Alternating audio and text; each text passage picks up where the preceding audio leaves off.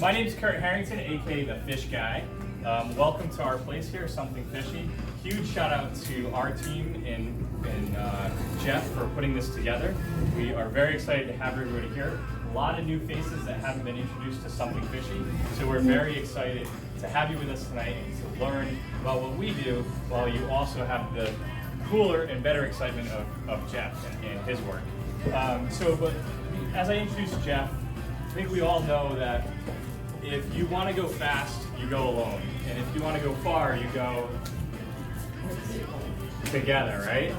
So the challenge with going far and doing it together is that you need to do that with leaders on your team.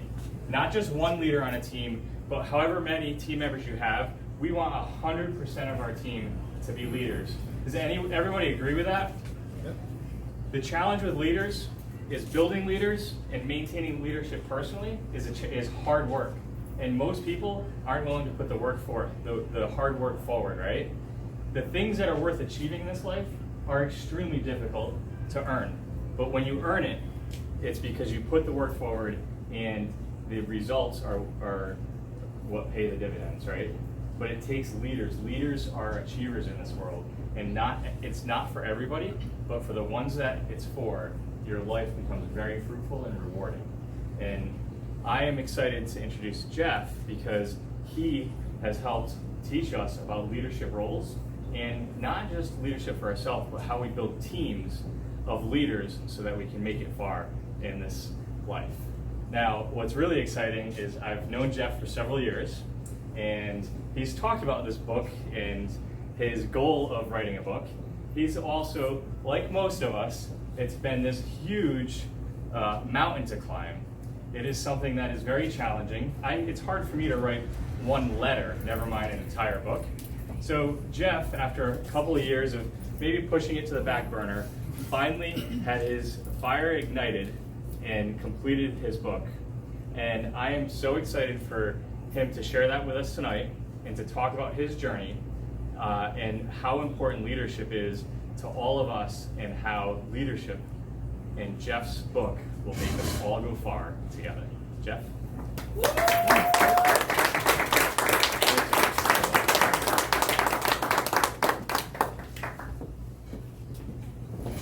So, I think it was W.C. Fields that said, never make a movie with dogs or pets, because they always make you look bad. Never get introduced by a guy who's younger, better looking, and smarter than you. That makes it tough. Kurt, thanks a lot. Kurt's a really cool guy. His story is you're an entrepreneur at the age of what, like 15 or something? Yeah, maybe even younger. Yeah, had this thing around fish, and one thing leads to another, and just with his bare hands and his determination and a vision and perseverance and following a passion, and look at what he's got so far. And the people that he has, and there's that movie Sixth Sense where the kid says, I see dead people, right? When I walk into an organization, I see dysfunction and I see health. That's what I pick up on that. There's a vibe to it. There's an energy to it. You can see it. And the culture in this place is really right in that right vibe. I mean, they're getting stuff done. They're grinding it out, but it's not a grind. And this company and this methodology that he's using in his philosophy is the only thing that's going to work in the 21st century in the post-industrial age. The old style of the command and control, top-down, paramilitary, everything's an org chart, was a magnificent model for the industrial age. We're not in the industrial age anymore. We're no longer in Kansas, and we ain't going back. It's gone. So, in its place is some disruption, some nervousness, like what are we gonna do? And to me, that's when things really get cool. Because I'm an entrepreneur, when things are going normal, I'm about as bored as you can get. When things start getting weird, I start peeking up going, oh, there's something cool to do here. So if you think about it, we've got the four most independent-minded generations in the history of humanity, literally, in the workforce today. We've got, at the far end, we have what I like to call Arctic blondes. Those of us who have some gray hair, not Arctic blondes, with some respect, right? And then on the lower end, we have, millennials. My son is one. And then we have a couple of generations in between. And none of them want to be told what to do without understanding why or being respected in the process. Just ain't gonna happen. So, what happens when you approach somebody in a way that they don't want to be approached and want them to do something? They will only do what it is that they need to do to get you off their back, that's it. Which means they're not following you. They are responding to your authority, which means you're not a leader. At best, you're a manager, probably a boss. So, in today's age, nobody's interested in bosses, nobody's interested in managers, and nobody's interested in authoritarians, but everybody's really interested in finding their way, and almost everybody that shows up at a company is showing up to do a good job, wanting to work with good people, and have pride in the work that they do and the people that they work with. And I walk into a lot of companies, the national average of employee engagement across the country is 30%, 3 out of 10. The rest are not engaged. Imagine if Belichick had 3.5 people that were really interested in playing football out there. Brady would be a pancake, right? But, or a baseball team, where 3 people want to play and 6 don't.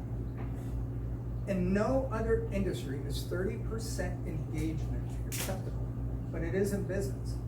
And it doesn't make any sense. Like, why in business? Because there's so much money at risk in business. Well, the reason is nobody has ever experienced anything more than that. So I guess that's what it is. So if I can get to 35, woohoo, I'm world class. Okay. So the industrial age models and the way that the world was evolving, 30% was fine because I really didn't need your mind. I didn't need your mind power, I needed your manpower. So as long as I could get you to churn out enough widgets, I was making the money that I needed to make. Well, ladies and gentlemen, like I said, we're out of the industrial age, we're in the knowledge and information age. We're in the age of the knowledge worker, where mind power drives everything, not manpower.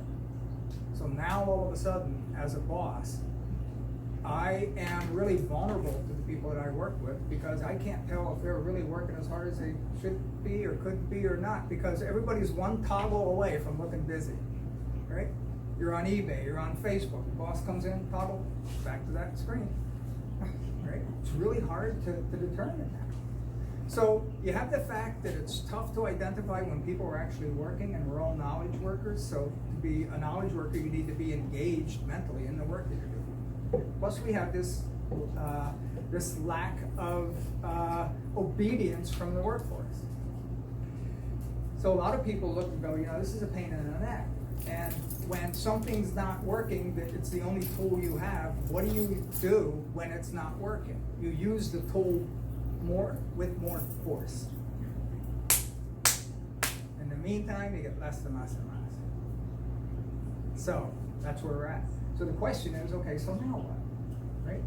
So the short answer to that is we have to recognize that the consciousness of today's workforce and of today's world has shifted. It's no longer obedient. It's no longer paternalistic. It's independent. It's collaborative. There's much more female energy in the workforce, and it's just not male dominated. And that's just the way it is.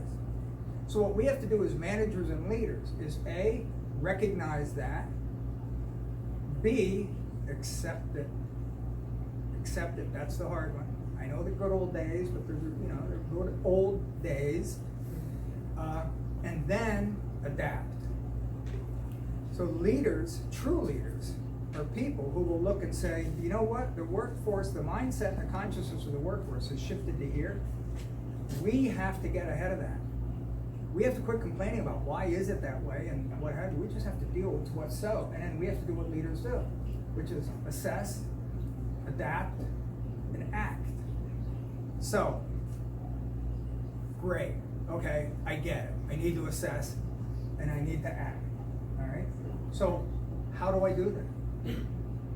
And that's where it's been. How do I do that? And I've read a lot of books. You know, one of the analogies I use is, you know, the world has changed. It's almost like there's this tsunami coming. And let's say I live on an island, and somebody comes to me and says, a tsunami's coming. I'm like, oh man, what am I gonna do? And the guy says, build a boat. And I go, great. How do you build a boat? Build a boat.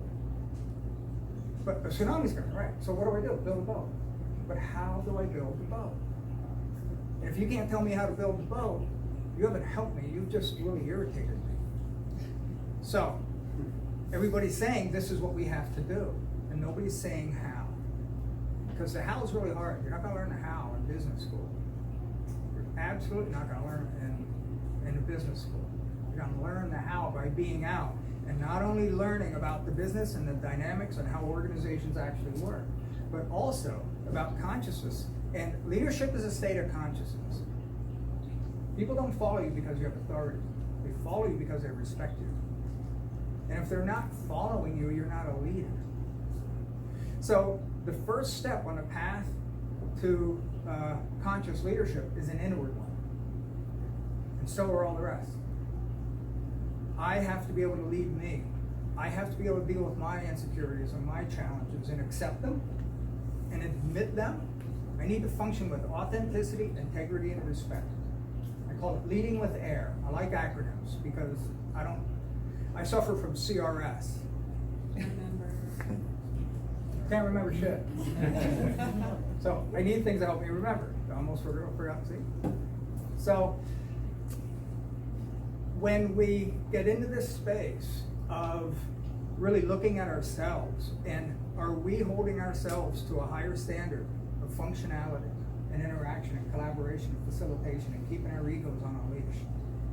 If we're doing that, then not only do we then earn the right to expect others to do it, because you're doing this is how we do it here, but you also get people seeing you as an example on how to do it. And most of them will do it. And those 30% engagement numbers, which are there because nobody is connected with, nobody's consulted with. I did a conference one time, and I had both what I call front office people and frontline people. And I asked the front office people, who here wishes that their employees were more engaged, did more work, were more enthused about stuff, showed up more often, etc. All the hands went up. I said, okay, you guys keep your hands down. Frontline folks, who here wish that they were listened to, asked more, and had an opportunity to contribute more? And all the hands went up. I said, okay, so everybody wants the same thing. Why isn't it happening? In fact, you look at one another and you see one another as separate tribes. So the problem is we use the wrong model to engage between frontline and front office people. We've lost the connectivity that we're all human beings. Organizations are tribes. We call them org charts and we say they're linear. Everything's nice and neat, but 67% of people in organizations get 67% of the work in organizations gets done outside of the org chart through informal networks. I read that about 8 years ago and I said, ooh, I want to learn about that. So when you start interacting with people using a tribal model, which is, by the way, the most successful model humans have ever created in the history of their existence to accomplish anything, even our companies, we're still tribes. When you start using that model, that forces you to start to connect with people in a different way. Because the only successful tribe is the one that works together and supports one another. You don't make fun of the weak one. You support them. You make sure that where they're weak, they don't spend a lot of time hurting the tribe. You put them in an area where they can help. And most successful indigenous tribes, when the people come to the chief and they give them the gifts out of respect and the presentation and all that type of stuff, they thank them. And then the chief, whether it's a man or a woman, gives it to the most needy in the tribe. The chiefs are not the ones with the biggest teepees. They're not the ones with the coolest spears. They're the ones, they are completely devoted to making sure that that tribe has what it needs to be able to sustain and thrive beyond their particular time on the planet. That works. That's why we've got to be able to go from the Serengeti with just this little weak, slow, fleshy little body that can be broken easily, and we've become on top of the food chain, and we decide what happens in this world in a lot of ways. Some of it good, some of it not. So this book, Developing the Conscious Leadership Mindset for the 21st Century, takes the reader into a combination of a spiritual inward journey, where you get to look and it asks some questions. And what I didn't want was, I didn't want a book that would make my head hurt to read. And that doesn't take much. And as Kurt was saying, I spent 10 years trying to write a book, and I wasn't coming, and I knew what I wanted to write about, so I thought. And I was writing, and then finally I said, no, I'm not supposed to write that book, I'm supposed to write this other book, and that book is actually about halfway written. I had a disruption in my life last year, then I started having to rewrite my website, and I was so frustrated after 10 years I didn't have anything written. And I woke up one morning in October last year, and I said, damn it, I'm gonna have a book written by January 1st. That's it, I'm done. I don't know how it's gonna happen, but damn it, that's what I'm doing. And I put that out there. Now, funny thing happens when you really commit. Goethe, the philosopher, says, when one truly commits, Providence aligns. The universe aligns. So I reached out to a friend of mine, who's a fantastic book coach, nationally recognized. And I said, Lisa, I can't afford you, but I need you. Who's cheaper than you that you'll tell me about? And she said, call this guy Howard. I called Howard. In 15 minutes, I'm like, Howard's the guy. And nobody connects with me in 15 minutes because I'm doing it deep. Like, where's your head? What's your consciousness? Anyway, when Howard jumped on, he took everything after the written word, and I had the basic design for the book, and he took it the rest of the way. In fact, he even gave me the title. We were fighting about the title. My title was, I told him, he said, so what's the title of the book? I said, I'm going to tell you, but everybody hates it. I said, but frankly, I don't care, because I'm willing to live or die on this title. I don't care if anybody reads it. I want this title. And he said, what's the title? I said, the title is Leadership is a State of Consciousness. And he's quiet. He's like, yeah, that does kind of suck. And I said, but I insist on having the word consciousness in that title. Because the biggest thing we need in leadership is we need a shift of consciousness. We need to go from ego-based leadership to inner elder-based leadership. That's the transformation we have to go through. If we don't go through it, not only is your company going to suffer, but the world's really going to be in a hurt spot. Plus, everybody's demanding it. So we said, I'll tell you what, why don't we talk in a week? In a week, I'll try to like your title. And I said, okay, and in a week, I'll try to let go of my death grip on my title. Wednesday, he sends me this email, because it was Monday. It has 3 titles in it.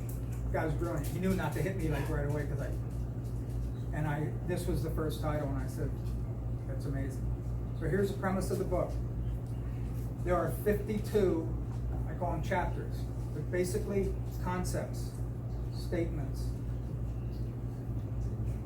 I'll leave it at that. Each of them I've lived through, I've experienced, and I've proved out one way or another.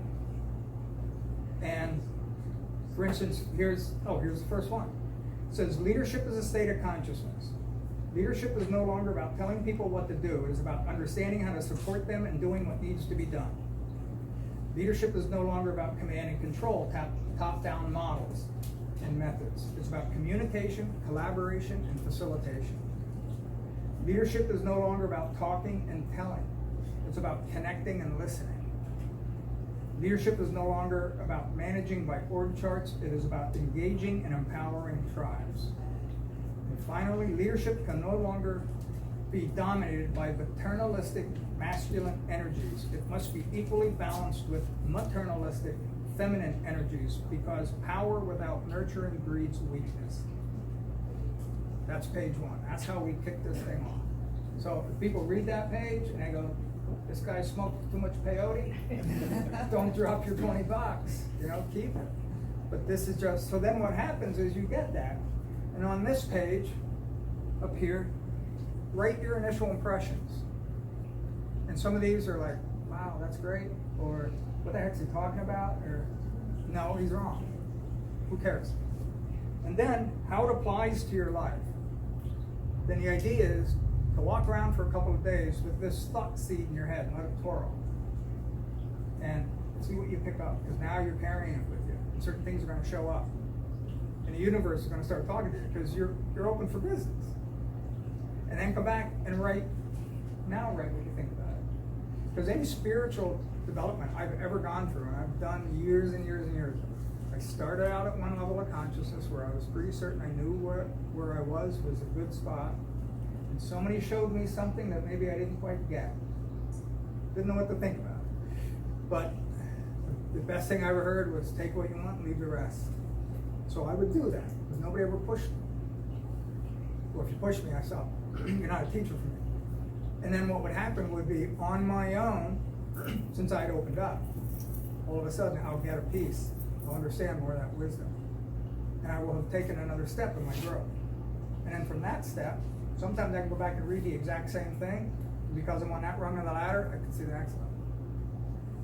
Because that's how the development of the consciousness shows up. You don't sit down and read something and go, oh, lights go off, and sometimes, but for the most part, it's an evolutionary process. It's an internal development process that comes from as we're starting to get away from our mind and our egos and our thoughts and all that type of stuff, and we're starting to tie into that inner elder that we all have, that brilliant genius that's there. It's just doesn't argue with the idiot. That's why we don't hear from it much. If we quiet down, we've all experienced it. It's a beautiful thing. It's sitting right there, and we can tap into it. So what I'm interested in doing is everything I possibly can to be able to help really good people that want to build the boat. I want to give them instruction. And say, look, you do this, we'll build a boat. It may not be a yacht, but the sucker's going to float. And it'll take you where you want to go. And then the more you're floating, the more you learn how to build the boat, you get better and better and better. So anyway, January 1st comes, the book's not done. But what is done is the manuscript. So I send it out to Howard, my wonderful publisher. I take 2 weeks, the Friday before Christmas to the Monday after New Year's, and I just do a deep dive. And I didn't have any meetings outside of mine, just being my dog and, really good music, and I'm writing this thing, and I'm in this monk space. And I send it out the Monday evening after New Year's, and about an hour later I get this horrible thought. And the thought is, oh my God, nobody's read a single word I've written. What if this is the most self-absorbed bullshit ever? And I just sent it out to a publicist in Manhattan and a publisher out in, oh my God, right? So, all those voices that we all have in our head, like, you're not good enough, what are you doing? You're the imposter, I call it the liar dude, right? Man, he just has a microphone and he's singing up a story. And I just said, oh, wait a minute. Did you not make sure that as you were writing that you weren't letting that happen? Did you actually do your best? Yes. You did? Yep. Okay. So how it came out is how it came out, and that's the way it's supposed to come out. So we're going to ride with that, and we're going to love it, because there ain't no such thing as an ugly baby. No such thing that's ugly that came from love. So about 3 days later, so I calmed back down. About 3 days later, my publisher called me, and he said, I just read this thing. He said, and I never read my clients' entire books. I go through and I look at it. He said, I read every word of it. This is really an incredible book. I said, what, really? He's like, yeah. He's like, good. And the publicist calls. She's Manhattan, and she's like, and she said, you have a beautiful book here. And she said, I want to enter it into this thing called the American Business Award. Like, okay, go ahead. What do I care? I had paid some money to retain her to do something for me that I hadn't needed her to do, so I had some money. I was like, go ahead, put it in. So she puts it in, and Howard and I work hard to get the Amazon bestseller badge. We got that. It's in the occupational and organizational psychology category, which gives it credibility because you use a conscious word. People think you're out here. So about 2 weeks later, on a Tuesday, Melissa calls me, and she says, you won gold they call it Stevie. You won gold for best ebook, which is Kindle. And you won bronze for best business book of 2019.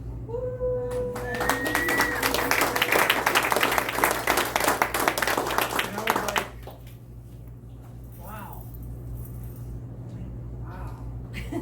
And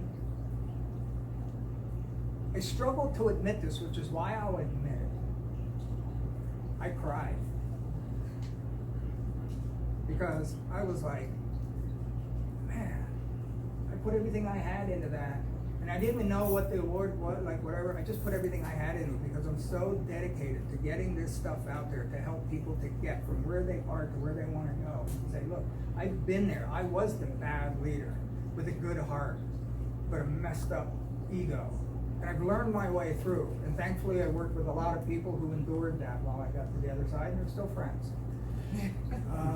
So then I had to look up, like, what is this group, right? Like, what did I win? I know it's good, but everybody's like, woohoo, and what the heck is it? So I looked it up, and what I found out was the American Business Awards is the most prestigious business award organization in the world. It's like the Stevie, which is over here, is like the Academy Award. It's that level. So then I was like, oh my God, you know, I just sat in that. And I thought about it, and I said, you know, this is a long road. That was a long road. There were times when I was so mad at myself, and there were times where I wanted to give up, but there was something in me that, against all odds, was just saying, I can't give up. The book wouldn't leave me alone, and I didn't know what it was going to be. As it turns out, I never thought it was going to be this. But this is the absolute best book that I ever could have written, especially the best one to start on. And there's 2 more coming. Because the ones I was struggling with that I have partially written, the first book is the 3rd book, the second book's the 2nd book. The 3rd book I thought of is the first book I wrote. And when I did that, that's why it says Conscious Leadership Series up here, because the other one is over half written. That'll be written by the end of this year. And then the other one is going to be written in the next year. And I'm already getting the next level of this that I'm starting to save up. So year 4 is going to be an updated version of this. And I just want to do what I can to get this out.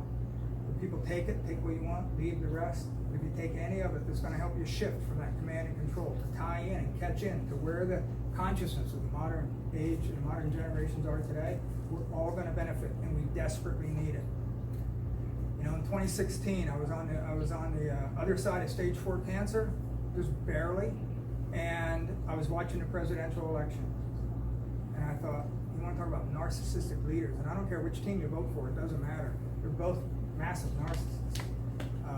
And that's not a criticism, it's just a statement, right? And you got to be that to think you should be the president of the world, right? But I was just so worn out from that. And I had this life-altering experience with stage 4 cancer, where you really get intimate with, am I going to be here? What have I done while I was here?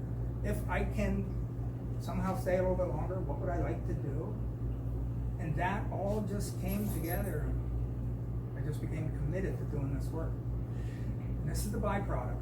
And that is outside acknowledgement from people saying you should really take a look at this. There were 13 national judges that looked and put this stuff through the ringer. I'm so glad I didn't know what it was. I'm so glad. And now it's up for the it's going up for the International Business Awards in Vienna this summer.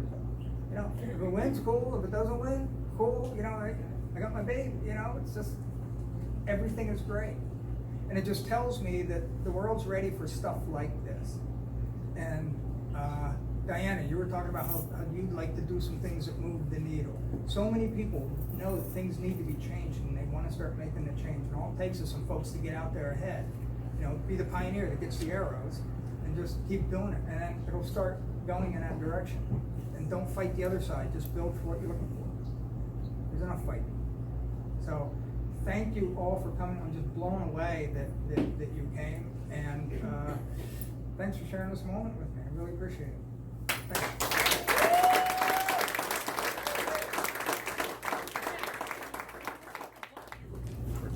Yeah, and the people that make this make the Academy Award.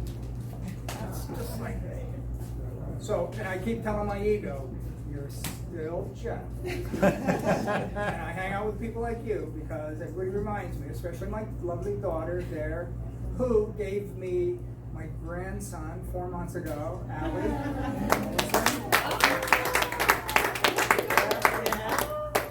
Yeah. And she was there for me through the cancer stuff big time, and she's just endured everything I've put out there. So thanks, Allie. And my son Tyler here, he's my my intellectual nemesis at times, but we keep each other honest. It's a new age. Yeah. So.